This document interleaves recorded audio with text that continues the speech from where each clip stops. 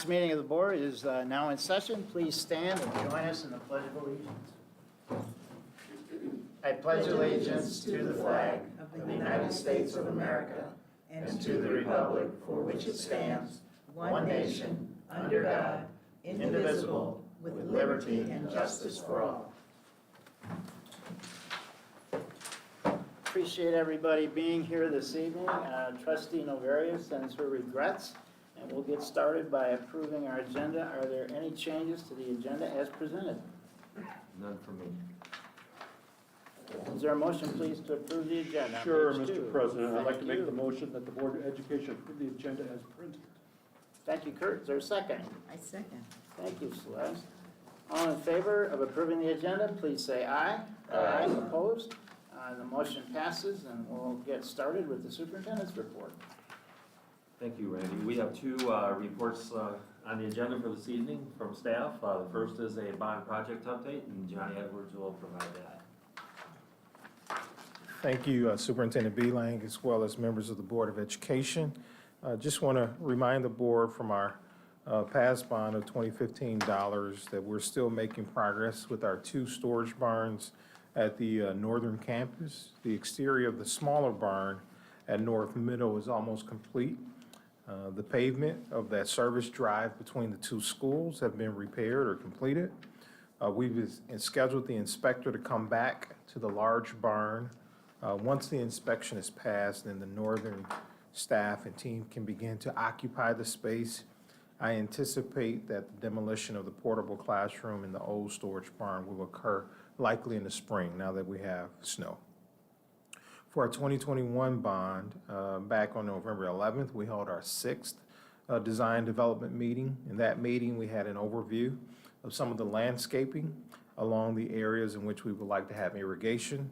We also reviewed the design patterns in the library, art room, music room, cafeteria, gymnasium, the learning studios, and the learning commons, as well as the main office. We spent a great deal of time discussing student cubbies, for hats, gloves, as well as snow pants. Dr. Jensenius later met with Ms. Wagoner, the principal at Central L, to discuss the layout of the main office. Just a few hours ago, we held our seventh design development meeting. Both principals participated in today's session. And today we discussed the exterior building signage, as well as the overall floor plan, the main office, and the educator workshop, which is a space designed for teacher collaboration. Finally, tonight I'm pleased to announce to invite all family, students, and community members to join the principals and the design teams to learn more about the design as well as the construction. We're going to be holding two community, what we're calling gallery walks, for both Central L and Haverhill. Central L's gallery walk will be held on Monday, December 5th from 4:45 p.m. to 5:30 p.m. Followed by that, on December 5th as well, the Haverhill Community Gallery Walk will be held at Haverhill on Monday, December 5th from 6 to 6:45 p.m. A flyer has been sent to all families at both schools, and then we will also be mailing a postcard to those surrounding neighbors just outside of the zones of both schools. So that ends my bond update report for the night. I'll be happy to answer any questions from the board. Just a comment. Thank you, Dr. Jasenius, for having the storage for snow pants. That's a biggie that I've been hearing. That's a biggie. Cool. Any other questions? All right. Thank you. Thank you, John. Thanks, Johnny. Thank you. And our financial report provided by Paula Johnson.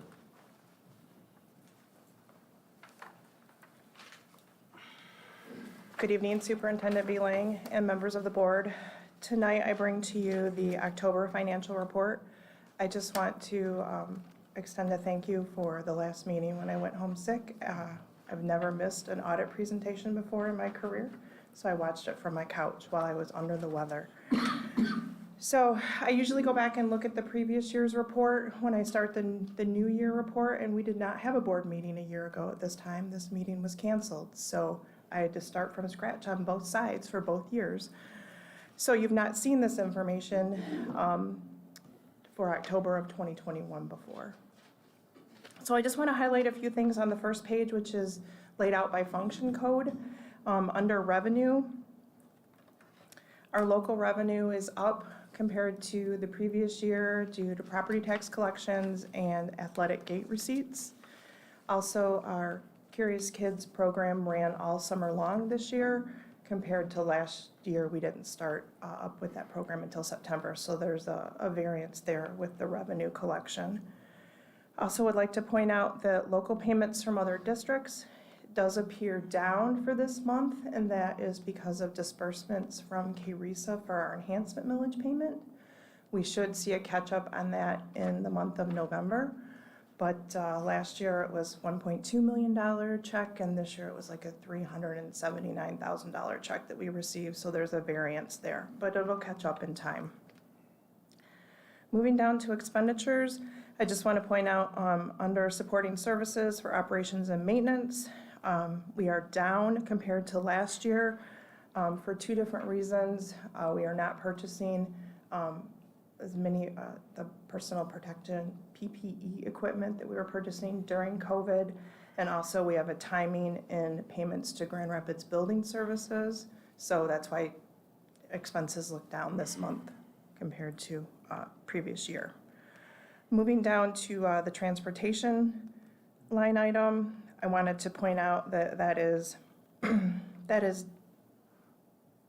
up from last year, and that is also because we are running buses each day of the week instead of a 4-day school week. Moving down to childcare services, I want to point out to the board that it appears that that particular line item is overspent, but there's a grant that we need to incorporate in it, amendment time for the leftover funds at June 30 for the child care relief grant. So that will adjust itself when we amend the budget in February. We have not overspent the grant. Moving on to the second page of the report, that is by object code. The only thing I want to point out is our supply line item this year compared to last year. It is coming in higher, and that was due to Chromebook-related purchases that were made with federal dollars. Just a general update, count day was October 5th. As you're all aware, we were required to submit our MSDS file to CEPI on November 16th, and we made that deadline.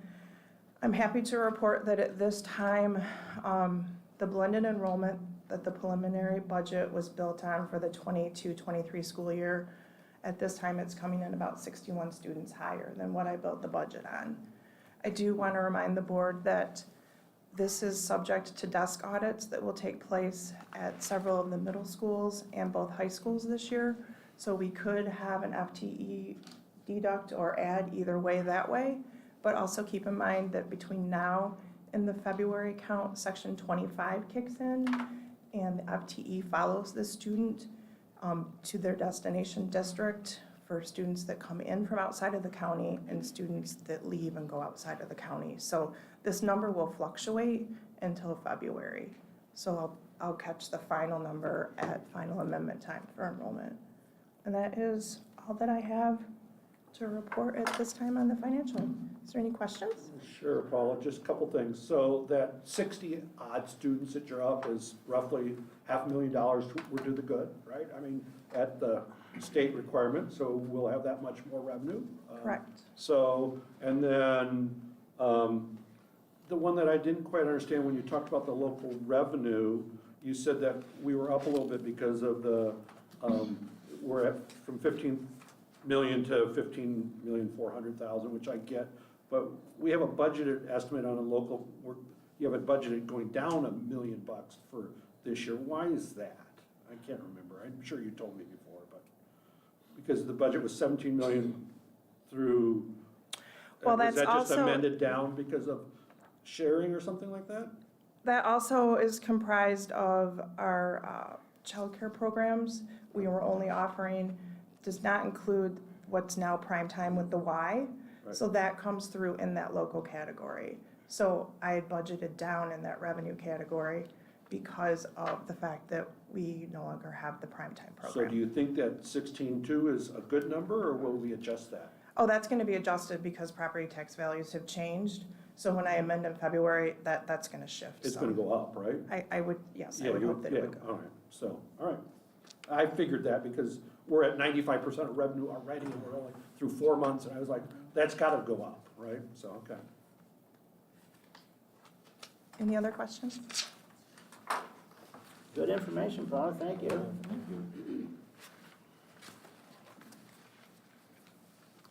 have anything else? No, that's it, I'm sorry. Okay. We'll move to our comments and communications section, and I believe we have some people who want to address the board this evening. Our secretary, Dr. Celeste Shelton Harris, will read our guidelines for public comment, please. Public comment at board meetings. The board welcomes community input at our board meetings and recognizes the importance of allowing members of the public to express themselves on district matters. To permit fair and orderly public expression, please conform to the guidelines when addressing the board. Attendees must register their intention to speak during the public participation portion of the meeting by completing the speaker registration form at the beginning of the meeting. Individuals may not register others to speak.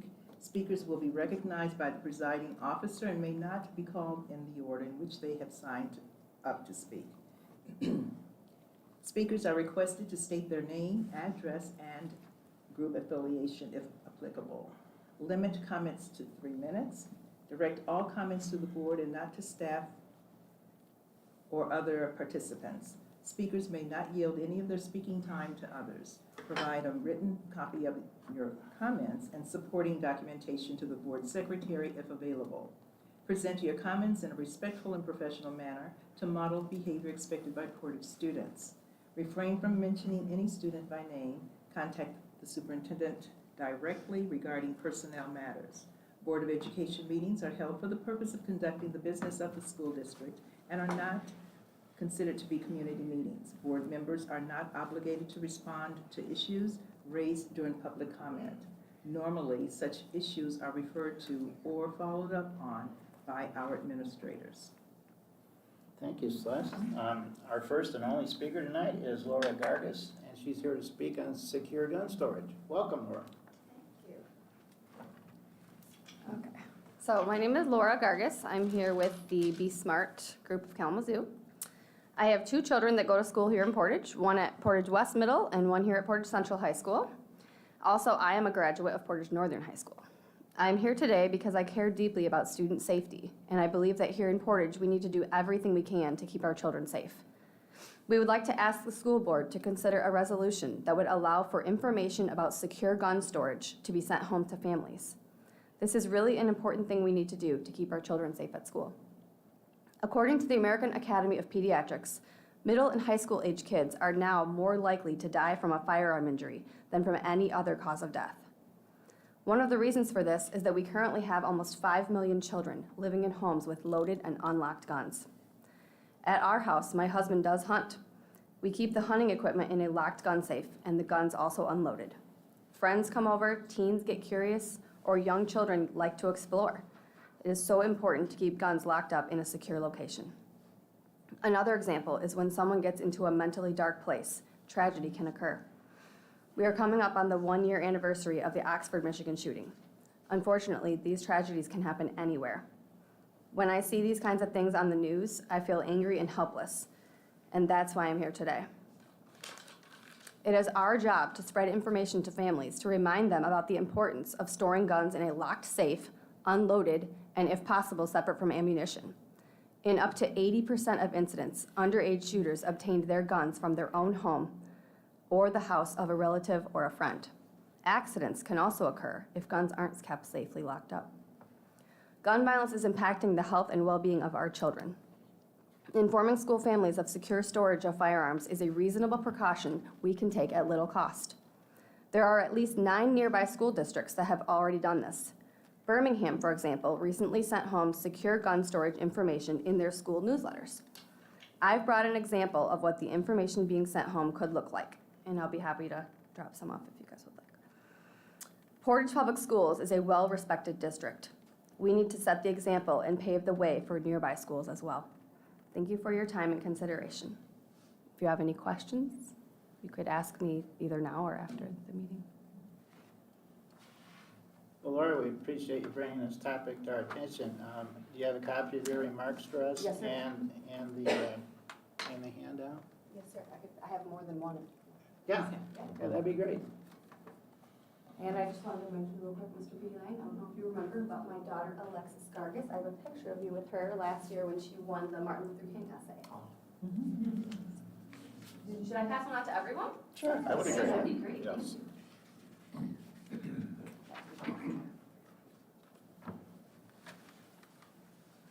I really appreciate you guys listening to me on this, because I did try speaking with the principal at Portage West Middle, and I kind of got the runaround, so I'm just really trying to. So Laura, I have Yes. a hunter at home. Do you? So he's had a gun safe for, That's great, Right, and it's a 6 lot years, of so. people do, but I was surprised at the statistic of how many, maybe just aren't. So we would just really like to be able to send the information home, just to kind of raise awareness, do the smallest thing we can. Well, thank you. Yes, thank you for so bringing that much. to our attention. I appreciate it. Do we have any comments from board trustees this evening? Good call, Superintendent Beeline, for Friday. I could not believe that snow, so, yeah. Good call. Okay, any board committee reports? I have one comment that Yes, it was nice to see the Portage bus drivers in the parade in downtown Kalamazoo with their little remote bus, okay? And it was very fun to see them marching and the woman operating their little, it's that big, it was fun to see them And to be represented. and be represented, right? Anyone else? Okay, we'll move to the consent agenda. On page 7, we have 2 items tonight. Approval of minutes from the November 7th, 2022 Committee of the Whole work session. And Barb, I just appreciate your detailed minutes on all the discussion involving naming of facilities. That'll be a good reference to have. And our second item is to approve the changes to administrator compensation to reflect additional duties for the remainder of the 2022-23 school year for Nate Ledlow, Kelly Hinga, and Chris Riker. Are there any exceptions to the consent agenda as presented? Hearing none, the consent agenda is approved. And we'll move to our first required action item, which is the summer tax resolution, which we approve every year. Is there a motion, please, on page 16? Yes, President Van Antwerp, make a motion that the Board of Education approve the annual summer tax resolution as presented. Thank you, Keith. seconded. Excellent. Any discussion on this item at all? Just to thank the public, we're fortunate our public does this, allows us to not borrow money and we can spend money on kids and not interest rates. So we're very thankful for our community. That's for sure. Thank you. Okay, all those in favor of approving the summer tax resolution, please say aye. Aye. Opposed? The motion passes. The summer tax resolution is approved. And we'll now move to our first action item, which is honoring the memory of Bob Knight. There is a motion, please, on page 19. President Van Antwerp, I'd like to move that the Board of Education approve the Policy Committee's recommendation to honor the memory of Coach Bob Knight as presented, that McCamley Field be renamed McCamley Knight Field, that commemorative plaques honoring Stuart McCamley and Bob Knight be installed on the grounds at an appropriate location, that district funds be used to fund the production and installation of the plaques and any other necessary alterations to accommodate the name change. And further, that fundraising campaign be launched to establish a scholarship in memory of Bob Knight. Thank you, Rusty. Is there a second? Second. Thanks, Kurt. So this is our time for discussion of this motion. I just want to read an email that we received from Noni Knight. And it states, while I originally planned to speak to the board in person this evening regarding the naming of the field, I've decided an email to you all would be more appropriate. I want to thank the board for the work they have done through this process and clearly state that my family and I support your proposal to rename the football field McCamley Knight Field.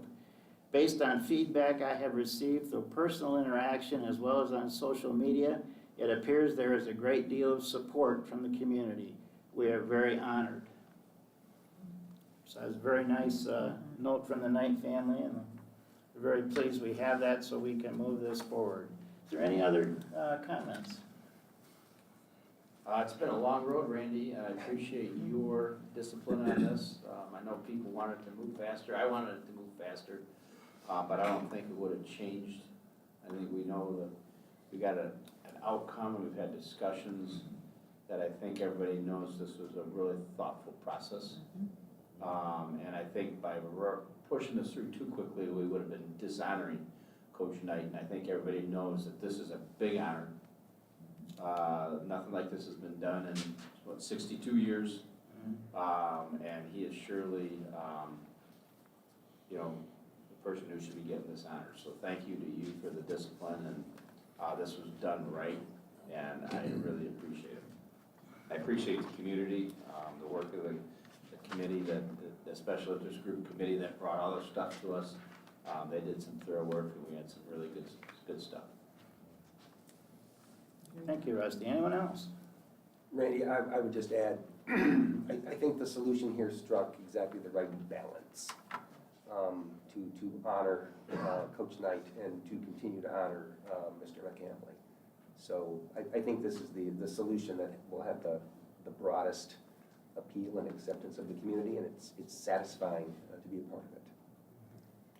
Again, nice job, amazing job, a very thoughtful job. I have a question. So at this point, the work is actually really just beginning. So what do we do at this point? Do we move forward to try to have something to acknowledge the change by the fall, or is that too soon? How can we? I think that's everybody's hope, that we could have it in place for football season. I don't know if that's possible. We have to obviously turn it over to operations, and they're gonna have some discussions internally, but that surely would be nice. Okay. Yeah. Anyone else? Hey, Randy, I would just add, we, and Keith and I are, sit on the Portage Education Foundation. So, and just not forgetting about that scholarship. And making sure that that's funded, and making sure people know about that, because I think that will be popular with people. I think both the funding of it, and then, hopefully the annual awarding of it will be a significant event. And there was excitement from the foundation to hopefully see that happen. Hey, Bo, when we get our annual letter, it usually comes this time of year from will that be included? Can you turn that around fast enough to have at least a paragraph in that when you're asking us for money? Whether that's a new thing? Perhaps. Okay, because, it's the time of year that we're all getting these solicitation letters, and my wife and I are, making our plans of, it'd be nice that that be included in that letter. Yeah. When we're doing our gift to the Portage Education Foundation. It's a great idea. I know you're not in charge of that, so. And it's an all-volunteer organization. I know, I get it. But no, that's a great idea. Right. Process-wise, that might be a little hard to make happen that fast. But even if it doesn't, Kurt, that's a great point, and just thinking through how to. But make it's sure all on people know everybody's about mind right now. Yeah. Okay, and if you want to get a jump start on trying to raise, we need 10,000 to begin with, right? To really get a naming thing? Yep, that's the initial funding. Right, and level. so, if a year from now, it won't be, it's a done deal, it's sort of like trying to raise money after the building's built. It's much easier to raise the money before the building's built. So if you guys could do that, it might make the process of getting to $10,000 easier. I'd just like to caution the Education Foundation that you need to be in communication with the Knight family. And while they feel that the scholarship is a good idea, I don't know if it's something they want to move on right now. So you really need to do that Understood. before there's any effort made in that direction. I also want to thank the proposal committee for putting this proposal to rename the stadium to the board, and it was very helpful because it caused us to have a lot of conversations about naming things around the district. And it was an unwritten policy, and we just had to do a lot of research to figure out where we wanted to be on that. So it really forced us to work through some of these issues. Any other comments on the motion, the proposal on the table? Okay, all those in favor of approving the motion to honor the memory of Coach Bob Knight, please say aye. Aye. Opposed? The motion passes, and hopefully we're on our way to honor the memory of Bob Knight in short order. Thank you very much. Okay, our next action item is a revision of policy 7250, naming of district property. Is there a motion, please, on page 22?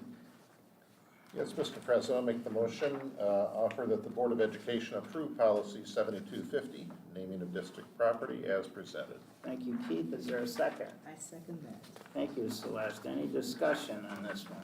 I think we covered a lot in past meetings. Oh, yeah. The policy committee that I sit on also, that Randy chairs, worked really hard at all this info. I mean, trying to get it right, and it doesn't mean it won't, but we did a lot of soul searching on this in discussion, I don't know how many meetings, 6 or 7 different meetings at different times, and it was a long process to get to this point. And this policy makes it clear that in the future, we will not be naming facilities after individuals, and it also indicates that decisions to do that before this policy is approved are grandfathered. So we're good to go on McCamley Knight Field. Okay, if there's no more discussion, all those in favor of approving revised policy 7250, naming of district property, please say aye. Aye. Aye. Opposed? The motion passes. The next item is action item number 3. It's a new policy, 7250.01, commemoration. Is there a motion, please, on page 25? Mr. President, I offer the following motion that the Board of Education approve policy 7250.01, commemoration as presented. Thank you, Celeste. Is there a second? Seconded. So this policy gives guidance to people who would like to make a memorial for a person. And it indicates that the preferred way of doing that is a perpetual award or a scholarship. And it also provides for the placement of plaques, or a bench with a plaque, or a tree with a plaque. And this will be under the administration to do this work, and that's going to expedite the entire process as opposed to coming before the board. So real pleased we have this policy in place to provide guidance to people who want to memorialize someone. So any comments on this one?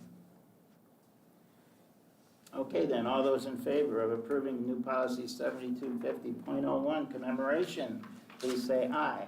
Aye. Opposed? The motion passes. Thank you. Our next action item is number 4, revised policy 7230, gifts, grants, and bequests. Is there a motion, please, on page 28? Mr. President, I move that the Board of Education approve policy 7230, gifts, grants, and bequests as presented. Thank you, Bo. Is there a second? Second. Thank you. The change to this policy indicates that the board has the right to not accept gifts in the form of a commemorative nature. This is new language to this policy. Are there any comments on this one? All those in favor of approving the revised policy for gifts, grants, and bequests, please say aye. Aye. Opposed? The motion passes. And we now move to our next action item, which is approving the superintendent's contract. And there's a motion, please, on page 30. Sure, Mr. President, I'd like to make the following motion that the Board of Education approve modifying the current contract employment for the superintendent to increase compensation and to extend the contract for 1 additional year as presented. Thank you, Kurt. Is there a second? Second. Thank you, Keith. This recommendation to modify the superintendent's contract of employment comes after the evaluation that the board did with the superintendent on July 25th, and at that time, the evaluation rated the superintendent as highly effective, the highest rating that the board can bestow. Our board policy requires us to modify superintendent compensation and benefits as appropriate, and we are extending the term of the contract from June 30th, 2024 to June 30, 2025, and we are increasing the tax sheltered annuity payment from $55,840 to $60,578 based on a 2.43% increase to the base salary and a one-time $1,550 off-schedule payment. And both of these things are consistent with salary actions we've already approved for the administrative group of the district. Is there any discussion here? Well, there should be. Sure should. Mark, you are a very thoughtful leader. You are the right person for this school district. We are the better that, how long's it been? 8, 9 years? Maybe coming, you're halfway through your 10th year here. You have talents and gifts, and for almost 10 years now, you've brought those to this district and we're better for it. So it's a great pleasure annually to be part of the review process and to award the amendment to your contract. Really appreciate your work.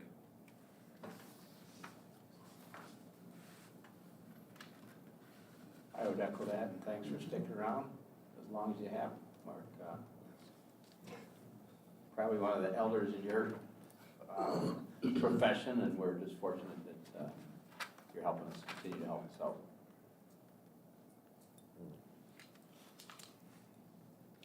Mark, I just want to say the board is very appreciative of the work that you're doing here on behalf of our students.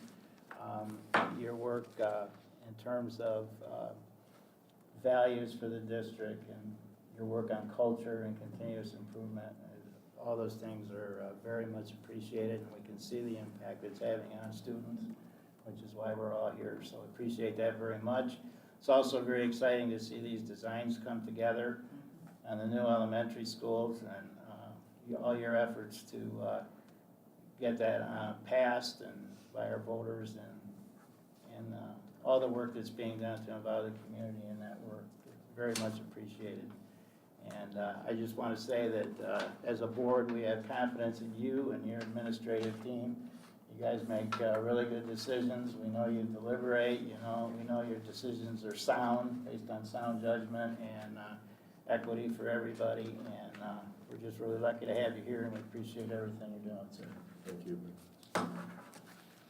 Okay then, all those in favor of approving the superintendent contract modifications, please say aye. Aye. Aye. Opposed? The motion passes, and the superintendent's contract is amended.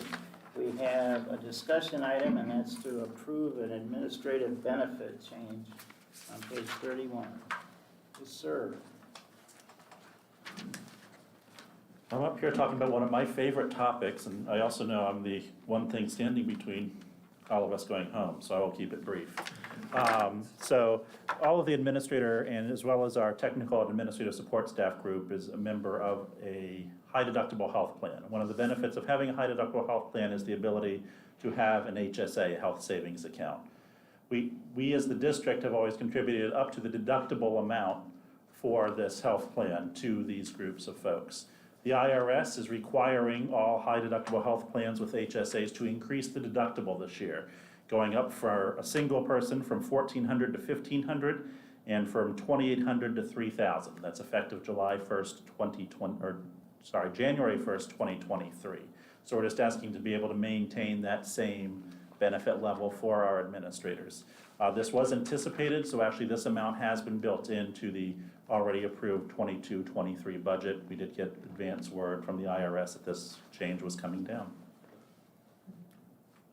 how many real dollars are we talking about? I mean, $100 per and $200, I mean, is it $5,000 total? It's or probably about, yeah, $5,000 to $6,000 total. in a $100 million budget, So, right? Yeah. correct, Right, yeah. okay. I just, technically, I do appreciate this coming to us, but I'm curious. This isn't triggered by a financial threshold, but is it any benefits adjustment? that Any would come to changes us in benefits or compensation Even if it's a little tweak? requires it going to the board. Okay, yeah, It's good. one of your executive limitations policies. Yep, appreciate that. I believe it's 2.5.11. One of our favorites. You know, live it, love it, you know, here we are. So thank you. Thank you, Brad. Okay, we have completed our agenda.